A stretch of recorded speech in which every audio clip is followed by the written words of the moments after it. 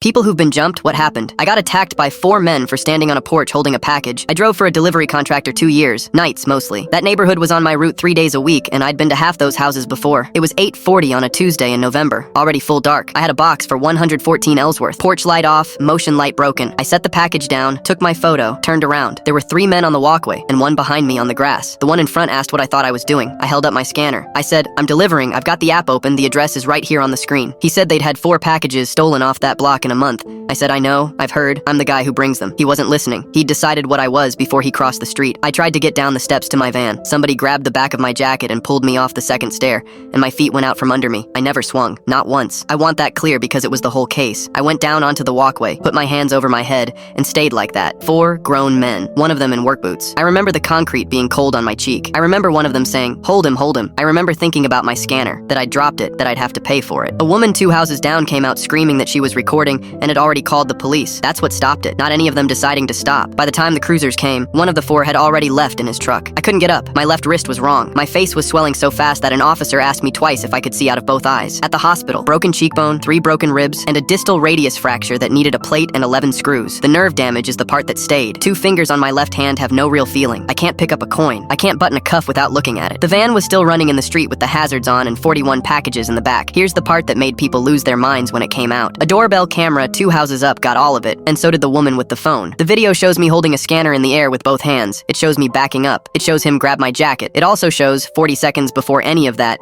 my van pulling up with the company logo lit on the side. 3 of them were charged with aggravated assault. The 4th turned himself in that week. 2 took pleas. The one in the boots went to trial because his attorney thought neighborhood watch was a defense. The jury needed 2 hours. 9 days after it happened, a letter came to my dispatch office addressed to me. It was from the one who grabbed me first. He wrote that they'd all been on edge, that people were fed up, that he hoped I understood it wasn't personal. Then he wrote that they'd since found out who'd actually been taking the packages. It was his sister's kid, 17. He'd been walking the block after school and lifting boxes off porches for 2 months.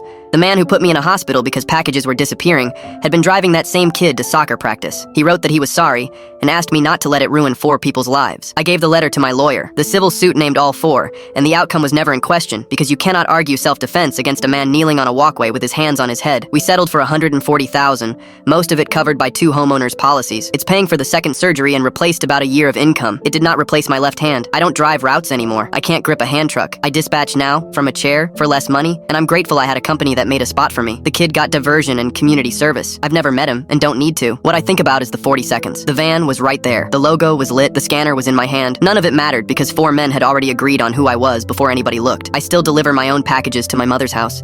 I just call ahead now, so she's on the porch when I pull up.